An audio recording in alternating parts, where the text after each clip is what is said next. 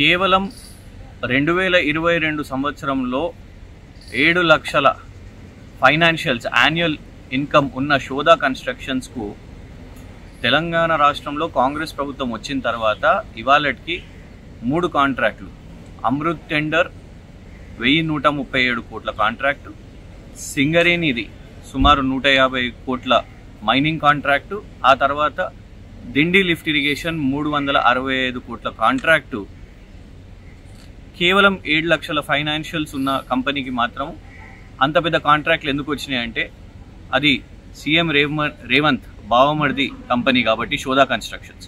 దాని మీద ఈరోజు ఈడీకి ఫిర్యాదు చేయడం జరిగింది. గతంలో కూడా బీఆర్ఎస్ వర్కింగ్ ప్రెసిడెంట్ కేటీఆర్ గారు కేంద్ర మంత్రికి దీని మీద ఫిర్యాదు చేసిండ్రు. కానీ ఇవాళకి కూడా మరి కేంద్రంలో ఉన్న బీజేపీ ఎందుకు విచారణ చేపడతలేదని, కేవలం ఇది ఒకటే కాదు, కేఎల్ఎస్ఆర్ ఇన్ఫ్రాటెక్ అనే సంస్థ గతంలో రేవంత్ గారు పీసీసీ ప్రెసిడెంట్గా కాంగ్రెస్ ఎంపీగా ఉన్నప్పుడు ఏ కారు అయితే ఉపయోగించుకున్నారో అది కేఎల్ఎస్ఆర్ ఇన్ఫ్రాటెక్ సంబంధించిన కారు.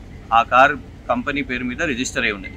ఇవాళ ఆ కంపెనీకి కూడా 3 కాంట్రాక్టులు కట్టబెట్టడం జరిగింది. అంతేకాకుండా ఇటీవలే ఒక జడ్జి గారిని మరి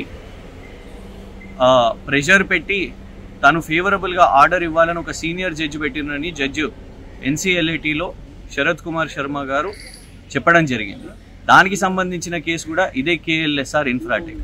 మరి ఈ కేఎల్ఎస్ఆర్ ఇన్ఫ్రాటెక్కి రేవంత్ గారికి ఏం సంబంధం ఉన్నది, వాటి ఫైనాన్షియల్స్ మీద వీళ్ళకు వస్తున్న కాంట్రాక్ట్ల మీద విచారణ చేపట్టాలని ఇవాళ ఆధారాలతో సహా ఇక్కడ ఢిల్లీలో ఉన్న ఈడీ ఆఫీస్లో ఫిర్యాదు చేయడం జరిగింది.